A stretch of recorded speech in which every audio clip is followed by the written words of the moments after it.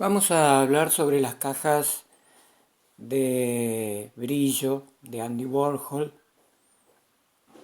Eh, Andy Warhol era un artista excéntrico, un artista de muchas caras, de muchas formas de actuar. Él mismo era una obra de arte o pretendía serlo. Había nacido en Pittsburgh en el año 1928, falleció en 1987. Artista ilustrador que utilizó novedosos soportes para realizar arte, y la duda es, ¿era arte? Sabemos hoy que la mayoría dice que sí, pero en aquel momento, en los años 60, había dudas. Trabajó en la publicidad, es decir, en el diseño, en el marketing, y en el año 64 participó de manera individual en una exposición en Nueva York en la que presentó objetos comerciales, envases de ketchup, eh, cajas de esponjas de jabón brillo, y de pronto el artista se transformó en algo especial y diferente. Si analizamos las cajas de jabón brillo, que contenían probablemente esponjas, pero lo que se veía eran esas cajas de jabón, en realidad él no había expuesto las cajas reales de brillo, las que están en el supermercado, sino que realizó un modelo idéntico al original, pero en madera.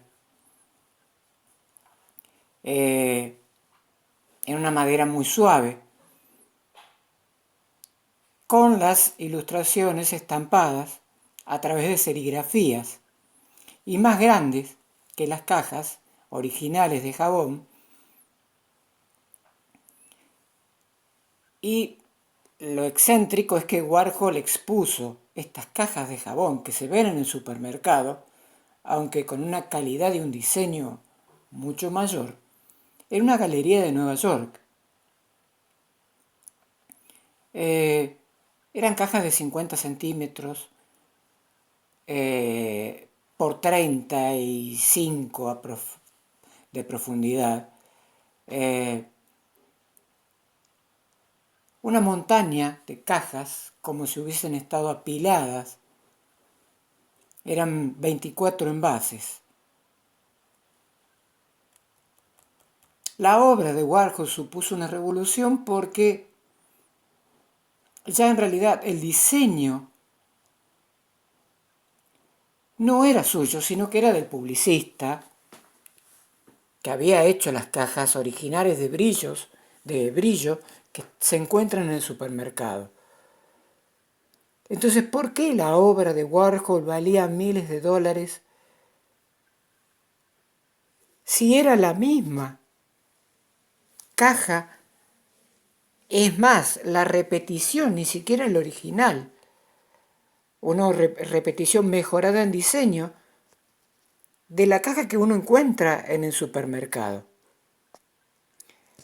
Una explicación sería que la concepción del artista que defiende Warhol se basa en eso, en que cualquier cosa puede llevarse al arte si lo hace de modo adecuado.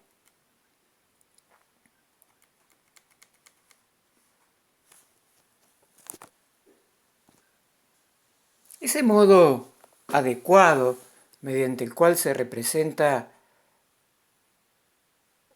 una caja de jabón brillo nos muestra dentro del arte pop de los años 60, de la época de los Beatles, que en realidad no importa la originalidad y que en realidad es muy difícil en sí mismo determinar qué es una obra de arte, porque podemos tener una taza o podemos tener un florero y no sabemos discriminar si es o no es obra de arte. ¿Cuándo es obra de arte? Cuando tiene detrás una reflexión. Es decir, cuando esa obra es presentada junto a un pensamiento que nos habla no solamente de la obra, sino también de la indiscernibilidad de la obra. Es decir, una caja de jabón es o no es arte. De acuerdo a cómo se hable de esa caja de jabón. Si se habla como algo que sirve para limpiar o se habla como algo que sirve para ser visto, para ser examinado, para rodearse y hablar en torno a él como público. Lo mismo sucede con un jingle para un producto.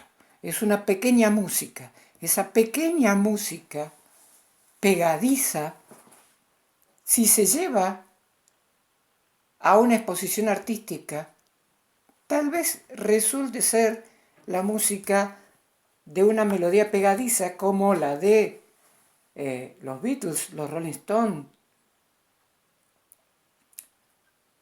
Es decir, lo que importa es la interrelación entre el que habla de la obra y esa obra, más allá de que cumpla con ser a la vez un producto comercial y a la vez un producto artístico.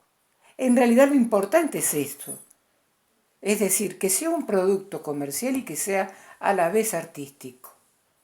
Entonces, a partir de ahí, Warhol tenía la idea de reproducir, de repetir, de hacer infinito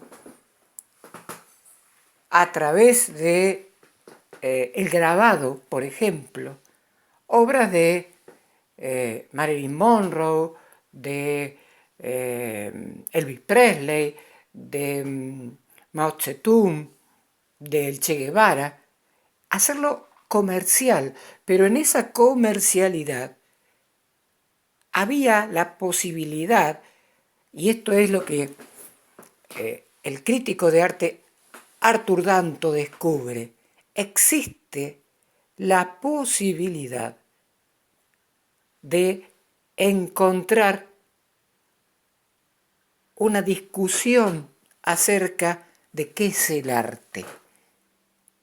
A partir de Warhol, dice Danto, comenzamos a vivir un fin de la obra de arte en cuanto a preguntarnos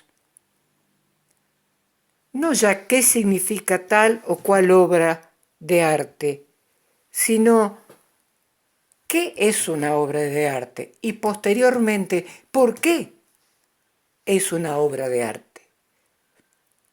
¿Es una obra de arte porque está en un museo o es una obra de arte porque al estar hace que el museo o que la galería predisponga un discurso que fundamente a la galería o al museo como tal? Y entonces el arte comienza a ser ya una reflexión filosófica. Comienza a llevarnos a la reflexión de qué es el arte.